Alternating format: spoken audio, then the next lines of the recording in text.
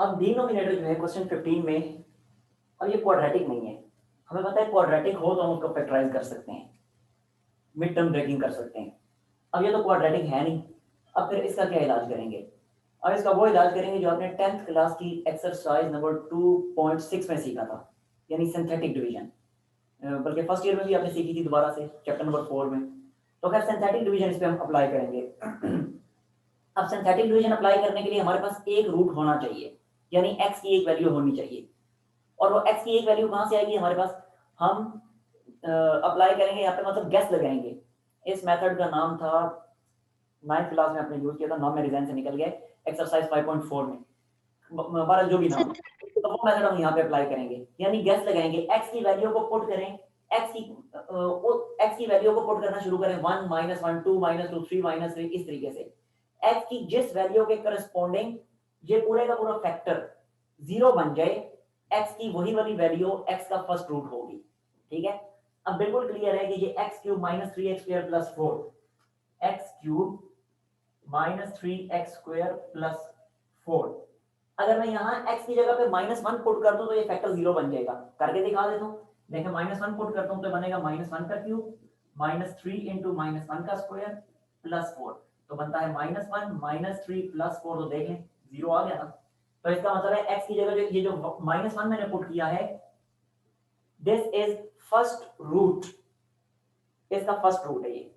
ठीक है, अगर ये इक्वेशन होती तो, वैसे ये इक्वेशन नहीं है, ये इक्वेशन नहीं है, ये एक्सप्रेशन है, तो इसका रूट नहीं है वो x = -1। मैं ये कह रहा हूं कि अगर ये इक्वेशन होती, अगर ये इस तरह से होता, x³ - 3x² + 4 = 0, तो उस सूरत में वो x = -1 इसका रूट होता। तो खैर x = -1 इसका रूट नहीं है तो कोई मसला नहीं है, फैक्टर तो हमें एक मिल गया ना। वो फैक्टर क्या बनते हैं? x = -1 पुट करने से 0 आया तो फैक्टर बनता है x + 1, यानी -1 को इधर शिफ्ट करने, तो ये x + 1 फर्स्ट फैक्टर हमें मिल गया। अब मजीद दो फैक्टर्स और फाइंड करने हैं, क्योंकि ये क्यूबिकल एक्सप्रेशन है तो टोटल 3 फैक्टर्स आएंगे। क्वाड्रेटिक होता था तो टोटल 2 फैक्टर्स आते थे, पता है आपको। अब यहाँ पे तीसरा, बाकी 2 फैक्टर्स हमने और फाइंड करने हैं। अब उसके लिए हम सिंथेटिक डिवीजन अप्लाई करेंगे। ठीक है, तो देखें सिंथेटिक डिवीजन अब मैं अप्लाई कर रहा हूँ, x की इस वैल्यू -1 को यूज करते हुए। देखें x की इस वैल्यू -1 को यूज करना है, तो पहले x³ - 3x², आगे x वाली टर्म होनी चाहिए जो कि मौजूद नहीं है, तो कोई मसला नहीं, हम लिखेंगे 0x, ये हमने लिख दिया 0x + 4। अब मैं अप्लाई कर रहा हूँ सिंथेटिक डिवीजन, तो ये सिंथेटिक डिवीजन अप्लाई करने के लिए इनके कोएफिशिएंट्स लिखे जाते हैं, आपको पता है x³ का कोएफिशिएंट होता है 1, x² का होता है -3, x का है 0 और constant term 4 as it is. जबकि बाहर इस जगह पे x की वैल्यू लिखी जाती है जो कि हमें पता चल चुकी है -1, तो ये लिख दिया -1। ठीक है, अब ये फर्स्ट टर्म तो एज इट इज नीचे उतार ली जाती है। नाउ -1 × 1 ये बन गया -1, इन दोनों को ऐड करें तो -4। नाउ -1 × -4 ये बनता है 4, इन दोनों को ऐड करें 4, -1 × 4 -4, इन दोनों को ऐड करें 0, और ये वाकई 0 ही आना चाहिए। ठीक है, तो अब जो नई इक्वेशन हमारे पास बनी, वो नई इक्वेशन क्या बनी? 1x², पावर एक कम हो जाएगी, पहले x³ थी ना, अब x² पे आ गई, तो 1x² - 4x + 4। ठीक हो गया। अब आपने इसको फैक्टराइज करना है, तो जब इसको फैक्टराइज करेंगे, मिड टर्म ब्रेकिंग कर लें, चाहे तो मिड टर्म ब्रेकिंग कर लें, और चाहे तो देखें स्क्वायर कंप्लीट हो रहा है, मुझे स्क्वायर कंप्लीट होता दिखाई दे रहा है, लिहाजा मैंने डायरेक्टली x - 2 होल स्क्वायर लिख दिया। अगर आप चाहें तो मिड टर्म ब्रेकिंग कर लें, सेम x - 2 होल स्क्वायर ही आएगा। अब देख लें जरा, अब एक फैक्टर हमें मिला x = -1 से, जो कि था x + 1, और बाकी दो फैक्टर्स ये मौजूद हैं, यानी ये पूरे का पूरा जो एक्सप्रेशन था, ये जो गिवन एक्सप्रेशन था ये वाला, इस पूरे एक्सप्रेशन को हम लिख सकते हैं x³ - 3x² + 4। अब इसको लिखा जा सकता है व्हाट, x + 1 पहला factor multiplied by x - 2 whole square. ठीक है, तो इस तरीके से मैंने इसको फैक्टराइज कर दिया। मुझे बताएं इसमें कोई मसला है तो पूछ लें, फिर कोई मसला है तो पूछ लें। Clear sir. Sir third root कहाँ है? ये x - 2 होल स्क्वायर दो रूट हैं। दो रूट है ना, दो रूट सेम आ गए, दो रूट सेम आ गए।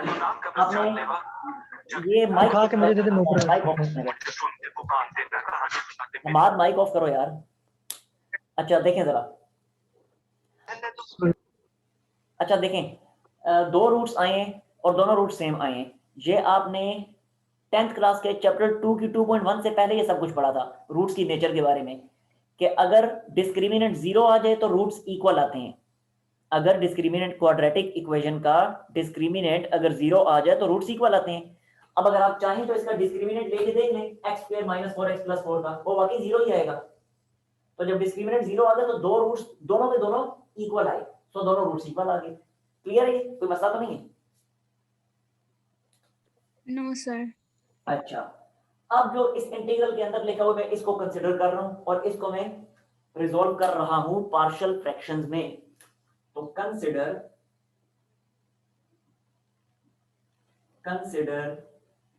x + 4 over x + 1 into x - 2 whole square. ये जल्दी से मुझे बताएं इसके पार्शियल फ्रैक्शंस क्या मैं लिखूं? x + 1 next + b yes, x - 2 बिल्कुल ठीक, + c divided by x - 2 का होल स्क्वायर। बिल्कुल ठीक है। यानी जब लीनियर फैक्टर का स्क्वायर आ जाए या क्यूब आ जाए या कोई भी पावर, हाईएस्ट पावर आ जाए, जब भी लीनियर फैक्टर की होल पावर 1 से ग्रेटर हो तो पावर को ग्रेजुअली इंक्रीज किया जाता है, स्टेप बाय स्टेप इंक्रीज किया जाता है और ओरिजिनल पावर तक पहुंचा जाता है। अब यहाँ ओरिजिनल पावर 2 थी तो पहले इसकी फर्स्ट पावर ली, फिर सेकंड पावर ली और खत्म कर दिया। सपोज करें यहाँ पे क्यूब होता तो फिर लिखते b/x - 2 c/x - 2 square plus d/x - 2 cube. इसी तरह अगर पावर 4 होती तो सेम मेथड को फॉलो करते। ठीक है, खैर इस इक्वेशन को मैं नाम दे रहा हूं इक्वेशन नंबर 1 का। अब क्या करेंगे, जो लेफ्ट हैंड साइड का डिनोमिनेटर है इससे थ्रू आउट मल्टीप्लाई कर देंगे। तो मल्टीप्लिकेशन से बनेगा x + 4 = a इंटू ये मैंने x + 2 लिख दिए, x + 1 था तो ये लिखा a इंटू x - 2 का whole square plus b into x + 1 into x - 2 plus c into x + 1। हाँ जी, क्लियर? कोई मसला इसमें? No sir. Now clear sir. x = अब देखें जरा, x की जगह अगर मैं 2 पुट करता हूं, x की जगह 2 पुट करता हूं तो a और b दोनों खत्म हो जाएंगे, c की वैल्यू आ जाएगी। सो मैं पुट कर रहा हूं, put x = 2 in equation number 2, इस इक्वेशन नंबर 2 में। तो ये बनेगा 2 + 4 and this is equal to, अब देखें यहां जब 2 पुट करूंगा तो 2 - 2 0, यानी a खत्म हो जाएगा। इसी तरह जब यहां 2 पुट करूंगा तो 2 - 2 0, b खत्म हो जाएगा, प्लस c इंटू यहां x की जगह पुट किया तो c इंटू 2 + 1। नाउ 6 = 3c और 3 को यहां लाके डिवाइड करें तो c की वैल्यू आ जाएगी 2। ठीक हो गया? अब c की वैल्यू आ गई। अब नेक्स्ट देखें, अगर x की जगह -1 पुट करूं यहां पे तो c भी खत्म, b भी खत्म और a की वैल्यू आ जाएगी। ठीक है? अच्छा, ये सिंथेटिक डिवीजन वगैरह जो मैंने की थी इसको स्क्रीनशॉट ले लें इसका, ये मैं साफ कर रहा हूं बोर्ड। डन। अच्छा, एक मिनट में जरा डन सर। चार्जिंग पे लगा लूं।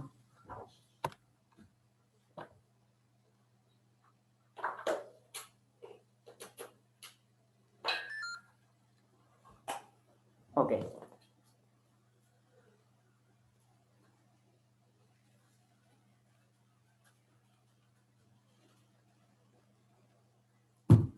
अच्छा जी, अब जरा देखें, now put x is equal to -1 in equation 2, put x is equal to -1 in equation number 2।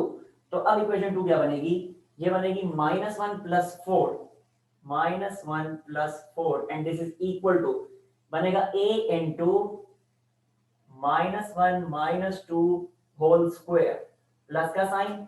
यहां जब -1 पुट करूंगा तो -1 + 1 0 हो जाएगा, 0 हो जाएगा और b के साथ मल्टीप्लाई होकर सब कुछ 0 कर देगा। तो यहां लिख दिया +0, आगे प्लस का साइन। यहां -1 पुट करूंगा तो इसी तरह ये c भी 0 हो जाएगा। ठीक है? अब ये बना 3 = a इंटू -1 - 2 बनता है -3 और -3 का स्क्वायर बनेगा 9, और ये 9 वहां जाके जब 3 से डिवाइड होगा तो a की वैल्यू आ जाएगी 1/3। ठीक हो गया जी, a और c की वैल्यू आ गई। अब b की वैल्यू डायरेक्टली यहां से हम फाइंड नहीं कर सकते। अब क्या करेंगे फिर, अब जो चाहे पुट करके देख लें, अब b फाइंड नहीं हो सकता। अब ऐसी सिचुएशन में फिर हम कोएफिशिएंट्स को कंपेयर करेंगे। उसके लिए इक्वेशन 2 को मैं सिंपलीफाई कर देता हूं। ठीक है, तो देखिए फ्रॉम इक्वेशन नंबर 2, वैसे तो एक डायरेक्ट मेथड भी है जिसमें इक्वेशन 2 को सिंपलीफाई किए बगैर ही आप कोएफिशिएंट्स फाइंड कर सकते हैं, लेकिन वो जाहिर सी बात है अभी आपकी प्रैक्टिस नहीं है, तो इसलिए वो डायरेक्ट मेथड की तरफ मैं आपको नहीं लेके जाऊंगा। जब प्रैक्टिस हो जाएगी तो फिर वो मुझे बताने की जरूरत नहीं पड़ेगी, वो आप लोग खुद इस काबिल हो जाएंगे कि डायरेक्ट मेथड कर सकें। तो खैर मैं भी सिंपलीफाई कर रहा हूं इक्वेशन नंबर 2 को। तो from equation number 2, left hand side as it is x + 4, this is equal to a ऐसे ही लिखा और x - 2 को x - 2 स्क्वायर को एक्सपेंड कर दिया, तो बनता है x² - 4x + 4। इसी तरह b ऐसे ही, और इन दोनों को मल्टीप्लाई कर दें, तो ये लिखा प्लस b इनटू, देखें x², फिर बनता है x को -2 से किया तो x को -2 से किया तो -2x, x को 1 से किया तो 1x, -2x + 1x बनता है -x, डायरेक्टली लिख दिया, और 1 को -2 से मल्टीप्लाई किया तो बना -2। ठीक है, जबकि ये c को ऐसे ही लिखने बेशक अब तो डायरेक्टली कोएफिशिएंट्स कंपेयर हो जाएंगे। तो देखें मुझे वैल्यू फाइंड करनी है b की। अब b किन कोएफिशिएंट्स में मौजूद है, तो b(x² का भी कोएफिशिएंट बनेगा मल्टीप्लिकेशन के बाद, bx का भी कोएफिशिएंट बनेगा मल्टीप्लिकेशन के बाद, और b कांस्टेंट b बनेगा, क्योंकि 2 से मल्टीप्लाई होगा तो कांस्टेंट ही रहेगा। तो आपका जो दिल चाहता है कोएफिशिएंट्स, जिसके दिल चाहता है कंपेयर करने, मैं यहाँ पे x² के कोएफिशिएंट्स को कंपेयर कर रहा हूँ। तो ये मैंने लिखा कंपेयरिंग कोएफिशिएंट्स ऑफ x² के कोएफिशिएंट्स को मैं कंपेयर कर रहा हूं। तो अब देखें लेफ्ट हैंड साइड पे तो x + 4 है, x² सिरे से है ही नहीं, तो लेफ्ट हैंड साइड पे x² का कोएफिशिएंट बनता है 0, जबकि राइट हैंड साइड पे ये a x² के साथ मल्टीप्लाई हो रहा है, तो x² का एक कोएफिशिएंट बन गया a। इसी तरह b मल्टीप्लाई हो रहा है x² के साथ, तो कोएफिशिएंट x² का बना b, जबकि यहाँ x² मौजूद नहीं है। ठीक हो गया, बस अब सिंपल हो गया। अब यहाँ पे a की वैल्यू पुट करते हैं जो कि 1/3 थी, तो b की वैल्यू भी आ जाएगी। तो ये लिखा 1/3 + b, और 1/3 दूसरी साइड पे शिफ्ट होगा, तो b की वैल्यू हमारे पास आ गई -1/3। ठीक हो गया जी, a b c तीनों की वैल्यूज आ गई, पुट कर दें इक्वेशन नंबर 1 में। अब क्योंकि मेरे पास स्पेस खत्म है तो स्क्रीनशॉट लें जल्दी से, फिर यहाँ से सारा रिमूव करके इक्वेशन 1 में मैं आपको वैल्यूज पुट करके इंटीग्रल फाइंड करके दिखाता हूँ। Hurry up done. Done. जी हिरा, Done. ओके। इस इक्वेशन में 1 में वैल्यूज पुट करनी है, तो 1 में इधर ही लिखी रहने देता हूँ, और बाकी सब कुछ मैं यहाँ से इरेज कर रहा हूँ।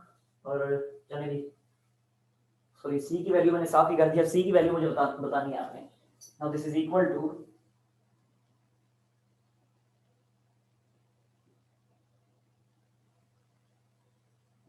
a की वैल्यू 1/3 थी, तो ये मैंने लिख दिया 1/3 over x + 1।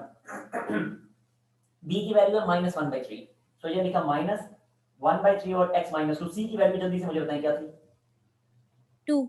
2, simple 2। Yes. Okay, ये लिख लिया। ठीक है जी, अब यहाँ पे मैं इसको कर रहा हूँ इंटीग्रेट, क्योंकि इंटीग्रल हमें फाइंड करना था।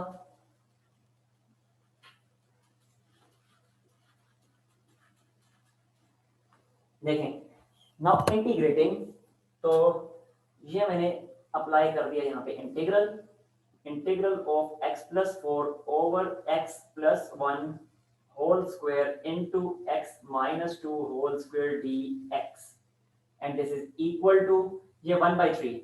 इस 1/3 को ऐसे लिखा जा सकता है, पता है आपको, और बाकी इंटीग्रल के अंदर मैंने लिख दिया 1 ओवर x + 1 dx। इसी तरह माइनस का साइन, और ये 1/3 ये भी स्टार्ट में आ गया इंटीग्रल से बाहर क्योंकि कांस्टेंट है, और integral of 1 over x - 2 into dx, plus का साइन। अब 2 भी इंटीग्रल से बाहर आ जाएगा, कांस्टेंट है, और बाकी बनता है 1 over x minus 2 whole square. बाकी ये क्या बनेगा 1 over x minus 2 whole square. मैं इसको ऊपर शिफ्ट कर रहा हूँ, ऊपर शिफ्ट होने से बनेगा x माइनस 2 की पावर माइनस 2। स्टेप बचाने के लिए ऐसा मैंने किया, वरना एक्स्ट्रा स्टेप करना पड़ता। ठीक है, क्योंकि ये होल पावर आ गई ना, अब ऐसा नहीं कर सकते कि इसका डेरिवेटिव ऊपर मौजूद है। ऐसा तब होता है कि जब होल पावर 1 हो, यहाँ होल पावर 1 नहीं है, होल पावर 2 है, इसलिए अब मजबूरी है इसको ऊपर शिफ्ट करके इस पे पावर रूल अप्लाई करना पड़ेगा। नेचुरल लॉ वाला फार्मूला इस पे अप्लाई नहीं हो सकता होल पावर होने की वजह से। अच्छा अब जरा देखें, now this is equal to 1/3 natural log of x plus 1. Similarly, minus 1/3 natural log of x minus 2. आगे है प्लस का साइन 2, और इसमें पावर रूल अप्लाई कर रहा हूं क्योंकि पावर के अंदर जो x है उसका डेरिवेटिव 1 यहाँ पे सामने मौजूद है। ठीक है, तो इस पावर रूल मैंने इस पे अप्लाई किया तो बना x माइनस 2 होल पावर, इस माइनस 2 में 1 ऐड होगा, तो माइनस 2 में 1 ऐड होगा तो बनेगा -1, और इसी तरह वही -1 नीचे भी लिखा जाएगा। ठीक हो गया, और आगे constant. Now this is equal to, देखें इसकी जो लेफ्ट हैंड साइड थी वो ये थी। ठीक है, और ये किसकी इक्वल है, ऊपर वाली इक्वेशन में देख लें, ये गिवन क्वेश्चन की इक्वल है। तो लिहाजा अगले स्टेप में इस लेफ्ट हैंड साइड इस वाली की जगह जो गिवन क्वेश्चन है वो मैं लिख रहा हूं। तो ये मैंने लिख दिया, now integral of given question x plus 4 over x cube minus 3x square plus 4 into dx। क्योंकि जो गिवन इंटीग्रल होता है हमें उसे पार्शियल फ्रैक्शन में कन्वर्ट करना होता है, बाकी जो रास्ते में आते हैं वो तो हम अपनी आसानी के लिए इंट्रोड्यूस करवाते हैं। ठीक है, तो गिवन क्वेश्चन ये मैंने लिख दिया, and now this is equal to again 1/3 natural log of x plus 1 minus 1/3 natural log of x minus 2। ठीक है, और आगे प्लस का साइन, सॉरी माइनस का साइन, क्योंकि ये -2 और ये होल पावर -1 है, तो इसको नीचे शिफ्ट करें तो बनेगा -2 ओवर x minus 2। ठीक है, और आगे constant. This is your required answer, screenshot ले लें, कोई मसला है तो पूछ लें। Done. Done. Done.